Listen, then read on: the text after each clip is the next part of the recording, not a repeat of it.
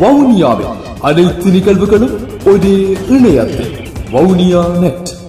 உங்கள் பிரதேசத்திலிருந்து உங்கள் குரல், உங்கள் நிகழ்வுகளை நாங்கள் சொல்லுகிறோம். இணைந்திருங்கள். www.vavuniyanet.com. வணக்கம் வவுனியா நெட் ஊடகங்களே, நீங்கள் என்னை பேட்டி எடுப்பதில் மிக மகிழ்ச்சி அடைகிறேன். என்னை பற்றி நான் சில வரிகள் உங்களுக்கு சொல்ல வேண்டியிருக்கிறது. அதாவது, ஒரு வங்கியாளனாக இருந்த நான் இன்று ஒரு தீவிர அரசியல்வாதியாக மாற வேண்டிய ஒரு சந்தர்ப்பம் ஏற்பட்டது. இதை சுருக்கமாக சொன்னால், அரசியல் எனக்குள் திணிக்கப்பட்டது என்று சொல்லலாம். காரணம், 35 வருட காலங்கள் வங்கியில் வேலை செய்து ஒரு சிரேஷ்ட கிளை முகாமையாளராக இருந்து, அதன் பின்பும் பல உத்தியோக உயர்வுகளை எதிர்பார்த்து கொண்டிருந்த வேளையில் இன்னும் 2 வருடங்களுக்கு மேல் நான் வங்கியில் கடமையாற்றக்கூடிய தகுதியும் நிலையும் இருந்தது. ஆனால் திடீரென்று இந்த அரசியலுக்குள் குதிக்க வேண்டிய நிலைமை ஒன்றே. காரணம், வன்னி மாவட்டத்திலே பாராளுமன்றத்திலே சரியான அரசியல் தலைமைத்துவம் காணாமல் இருப்பதை நான் உணர்ந்தேன். வங்கியில் இருந்து கொண்டு சாதாரண சமூக சேவைகளில் ஈடுபட்ட நான் விளையாட்டுக் கழகங்களின் தலைவனாக, கலைமகள் விளையாட்டுக் கழகம், ரெக்ரியேஷன் பொழுதுபோக்கு விளையாட்டுக் கழகம், பண்டாரவணியின் நற்பணி மன்றம், வரியிருப்பாளர் சங்கம், YMCA போன்றவற்றில் தலைவராக, செயலாளராக கடமையாற்றி, அத்துடன் இது வங்கி வேலையையும் கௌரவமாக செய்து கொண்டிருந்த நான் இப்படியான குறைகளை கண்டு மனம் வெதும்பி இந்த குறைபாடுகளை தட்டி கேட்பது எங்கு என்று ஆராய்ந்து பார்த்தேன். இதற்கு சரியான விடை கிடைத்தது. பாராளுமன்றத்தில் தான் இந்த குறைகள் தட்டி கேட்கப்பட வேண்டும். காரணம், இலங்கையில் ஒரு உயர் அந்தஸ்தை, உயர் அதிகாரத்தை, சட்டத்தை இயற்றுவது அல்லது நாட்டுக்கு தேவையான கொள்கைகளை வகுப்பது பாராளுமன்றம். எனவே அங்கு எனது குரல் ஒலிக்க வேண்டும். அந்த குரல் ஒலிப்பதன் மூலம் நமது இனத்துக்காக போராட வேண்டும். தாயகம், தனித்துவம், தன்னாட்சி இவை யாவையும் மனதில் நிறுத்தி கொண்டு நமது அன்றாட மக்களின் பிரச்சனைகளை தீர்த்து வைக்க வேண்டும் என்பதற்காகவே நான் இந்த அரசியலில் இறங்குவேன். கடந்த 35 வருடங்களுக்கு முன் நான் ஒரு சாதாரண இலிகிதராக வங்கியில் சேர்ந்தேன். ஆனால் தொடர்ந்தும் வங்கியில் வங்கி மூலம் பல சமூக சேவைகளை செய்து கொண்டிருந்தேன். உதாரணமாக 2009ஆம் ஆண்டு யுத்தம் முடிவடைந்த போது எமது மக்கள் திறந்த வெளி சிறைச்சாலையில் அடைக்கப்பட்டார்கள். செட்டிகுளத்திலே மினிக்பாம் என்ற இடத்தில் அடைக்கப்பட்ட பொழுது நாம் வங்கி மூலம் 1 மாத வாலண்டரியாக சம்பளம் இல்லாமல் அனுமதி எடுத்து வந்து அங்கு வேலை செய்து, அங்கு 5 கிளைகளை, தற்காலிக வங்கி கிளைகளை அமைத்து, அங்குள்ள மக்களின் பொருளாதார, அவர்கள் பணப்பெறுதல்களை வெளிநாட்டிலிருந்து இலவாக பெறுவதற்கும், அதே நேரம் அவர்களுடைய சொத்துக்கள் பாதுகாக்கப்படுவதற்காக அவருடைய சொத்துக்களை இலவசமாக பொறுப்பேற்று வங்கி எமது சேமிப்பு பெட்டகத்தில் வைத்து பாதுகாத்து கொடுத்திருந்தேன்.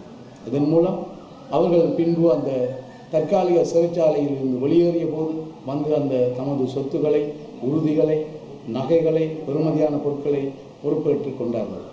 இதைவிட பின்பு மன்னாரில் மக்கள் 3000 மக்கள் மீளக்குடியேற்ற போது அங்கு அவர்களுக்கு எந்தவித வசதியும் இருக்கவில்லை. அவர்கள் தொடர்ந்து பல கஷ்டங்களுக்கு உள்ளாகி கொண்டார்கள். UNHCR-உடன் சேர்ந்து கொடுப்பனவை நடத்துவதற்கான என்னை தெரிவு செய்திருந்தார்கள்.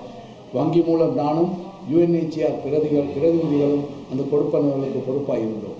எனவே அவர்கள் ஆண்டாங்குளம், அடம்பன் போன்ற இடங்களிலிருந்து 19 கிலோமீட்டருக்கு அப்பால் வங்கியில் வந்து தவங்கிடந்து தங்களுடைய கொடுப்பனங்களை பெற்றுக்கொள்ள வேண்டிய ஒரு அதிர்ஷ்ட கஷ்டம் இருந்தது.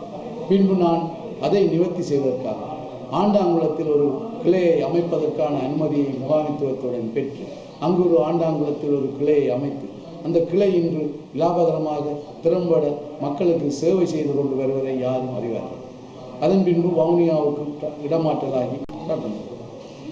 இதற்காக எனது இரத்தம் எனது வியர்வை இரண்டையும் எமது மண்ணுக்காக உரமாக்குவேன். அத்துடன் இந்த போராட்டத்தில் ஈடுபட்டு இன்று புனர்வாழ்வு அளிக்கப்பட்ட விடுதலை புலிகளுக்கு புனர்வாழ்வு அவர்களுடைய வாழ்வாதாரம் கூட்டப்பட வேண்டும் என்பதில் உயர்த்தப்பட வேண்டும் என்பதில் மிகுந்த அக்கறை கொண்டுள்ளேன். காரணம், எமக்கு அடுத்த சந்ததி அவர்களுடைய குழந்தைகள் பராமரிக்க வேண்டும், அவர்கள் கல்விமான்களாக்கப்பட வேண்டும், எதிர்கால சிற்பிகளாக்கப்பட வேண்டும், நல்ல கணவான்களாக்கப்பட வேண்டும் என்பது எனது முக்கிய குறிக்கோளாக இருக்கிறது. இதுவும் ஒரு நல்ல கேள்வி. நான் ஆரம்பத்திலே சொன்னது போல பொருளாதாரத்துடன் தொடர்புபட்ட கேள்வி. அதாவது மக்கள் இன்று வறிய நிலையில் இருக்கும் பொழுது மக்கள் செய்ய வேண்டிய சுய முயற்சிகளை இராணுவத்தினர் செய்து அவர்களை சூறையாடி அந்த முதலை அவர்களிடமிருந்து சூறையாடுவதால் இது நான் ஏற்றுக்கொள்கிறேன். யுத்தம் முடிவடைந்தவன் சாதாரணமாக எந்த நாட்டிலாவது யுத்தம் முடிவடைந்த பின்பு இராணுவத்தினர் வாபஸ் பெறப்பட்டு தமது முகாம்களுக்குள் முடக்கப்படுவது வழக்கமாக இருந்தது. ஆனால் இலங்கையில் அப்படியான ஒரு செயல்பாடு நடைபெறவில்லை. மஹிந்த ராஜபக்சவின் அரசாங்கம் மக்களை மிக வருத்தி கொடுங்கோலாக ஆட்சி செய்ததை யாவரும் அறிந்தது. அதனால் நமது மக்கள் பயபீதியில் இருந்ததை நீங்கள் அறிவீர்கள். இராணுவம் நினைத்ததை செய்யக்கூடிய ஒரு நிலை இருந்தது. மக்களுடைய வயல்களை சூறையாடி அவர்களை செய்து வந்தார்கள். ஆனால் ஜனவரி மாதம் 8ஆம் தேதிக்கு பின் மைத்திரி ஆட்சி அமைத்த பின்பு எங்களுக்கு ஒரு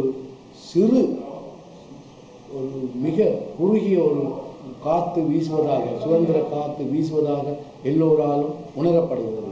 அது எப்படி முடிவாகும் என்பது எங்களால் சொல்ல முடியாது. ஆனாலும் ஒரு நம்பிக்கை ஒளி தோன்றியது. காரணம், இந்த வடமாகாண சபை ஆளுநரால் ஜனாதிபதி மஹிந்த ராஜபக்சவால் முடக்கி வைக்கப்பட்டிருந்ததை நீங்கள் அறிவீர்கள். ஆனால் அவர்கள் மைத்திரிபால சிறிசேன ஜனாதிபதியாக வந்த பின்பு ஒரு நல்லெண்ணமாக அந்த முடக்கி வைப்பதற்கு காரணமாக இருந்த ஆளுநரை விலக்கி செயலாளரை விலக்கி ஒரு நம்பிக்கை எண்ணத்தை ஊட்டியிருக்கிறார். அதே போல இராணுவ முகாம்கள் பல கொஞ்சம் கொஞ்சமாக எடுபட்டு கொண்டு போகிறது, விட்ரோ பண்ணி கொண்டு போகிறார்கள். உடனடியாக நாங்கள் எல்லா இராணுவ முகாம்களையும் ஒரே நாளில் அகற்றும்படி அரசாங்கத்தை கேட்கவும் முடியாது, அரசாங்கத்தும் அதை செய்யவும் முடியாது. காரணம், இன்னும் மஹிந்த ராஜபக்ச புலிகளை தொடர்புபடுத்தி பேசிக்கொண்டிருக்கிறார். புலிகள் மீண்டும் வந்து விட்டார்கள், புலிகள் மீண்டும் போரை தொடங்கி விடுவார்கள் என்று சொல்லி பொய்யான வார்த்தைகளை சிங்கள மக்கள் இடையே பரப்பி இந்த மைத்திரிபால சேனநாயக்காவுக்கு சேறு பூசுவதாக கருதி கொண்டு அத்தியான வேலைகளை செய்து கொண்டு வருகிறார். எனவே இவை காலத்தின் போக்கில் நீரோட்டத்தில் சிறிதாக அகற்றப்பட்டு மக்கள் நிம்மதியாக வாழ வேண்டிய ஒரு நிலை உருவாகும்.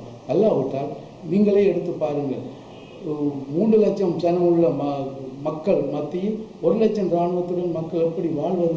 இது ஒரு கேள்விக்குறியாக இருக்கிறது.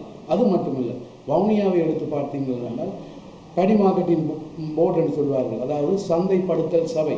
இங்கு இந்த சந்தைப்படுத்தல் சபையை இராணுவம் ஆக்கிரமித்திருக்கிறது. அதே போல கல்ச்சரல் ஹோல் என்று குடியிருப்பில் கட்டப்பட்ட ஒரு ஏழை மக்களுக்காக கட்டப்பட்ட ஒரு கலாச்சார மண்டபத்தை இன்னும் இராணுவம் கையெழுப்படுத்தி கொண்டிருக்கிறது. அதே போல இளம்பைக்குளம் மகளிர் மகாவித்தியாலயத்துக்கு சொந்தமான மைதானம், பிள்ளைகளுக்கு விளையாட்டு என்பது கல்விக்கும் 50-50 வீதமாக இருக்க வேண்டும், கல்விக்கும் மேலாக விளையாட்டு இருக்க வேண்டும். ஆனால் அந்த மைதானத்தை அவர்கள் கையடக்கப்படுத்தி இன்னும் அதை உரிய முறையில் அவர்களுக்கு கையளிக்கப்படவில்லை. அதை தொடர்ந்துள்ள கிறிஸ்தவர்களின் சேமக்காலை அது கூட இன்னும் அவர்களுடன் இராணுவத்துடன் அனுமதி எடுத்த பின்பே அங்கு செல்ல வேண்டிய நிலை. எந்த நாட்டிலாவது சேமக்காலைகள், அதாவது இடுகாடுகள், சுடுகாடுகள், சவுக்காலைகள் ஆக்கிரமிக்கப்பட முடியாது. இது சர்வதேச சட்டம் சொல்லுவோம். ஆனால் இலங்கையில் அப்படி இல்லை. சர்வதேச சட்டத்தின்படி அவர்கள் நடப்பவர்கள் இல்லை என்பதற்கு இது ஒரு உதாரணமாக இருக்கின்றது. அதே போல எமது துயிலும் இல்லங்கள் மாவீரர்கள் அவர்கள் இறந்து விட்டார்கள், விடுதலை புலிகள் இறந்து விட்டார்கள். ஆனால் அவர்களின் சகோதரர்கள், அவர்களின் பெற்றோர்கள் அவர்களின் ஆதரவாளர்கள், அவர்களின் உறவினர்கள் இன்று உயிரோடு இருக்கிறார்கள். அவை இவர்கள் அந்த மாயானங்கள், அதாவது துயிலும் இல்லம் என்று அவர்களால் அழைக்கப்பட்ட மயானங்கள், இடுகாடுகள், சுடுகாடுகள் இன்று என்ன நடக்கிறது? உளப்பட்டு அவற்றில் கட்டிடங்களை கட்டுகிறார்கள். அவற்றை உழும்போது அவர்களுடைய உறவினர்களின் மனதை உழுவது போல மனதில் தோன்றவில்லையா? இது தொடர்பாக நான் பல தடவை கூறியிருக்கிறேன், பல தடவை கேட்டிருக்கிறேன். ஆனால் இதற்கான சந்தர்ப்பம் இன்னும் வரவில்லை. பாராளுமன்றத்தில் நான் ஒரு அங்கத்தினராக, அபோட்சகராக என்று போட்டியிடுகிறேன். நிச்சயம் எதிர்காலத்தில் வன்னி பாராளுமன்ற உறுப்பினராக தெரிவு செய்யப்படுவேன். அப்போது அதற்காகவும் நான் வன்னி பாராளுமன்றத்தில் இலங்கையில் குரல் கொடுப்பேன் என்று கூறிக்கொள்ள விரும்புகிறேன்.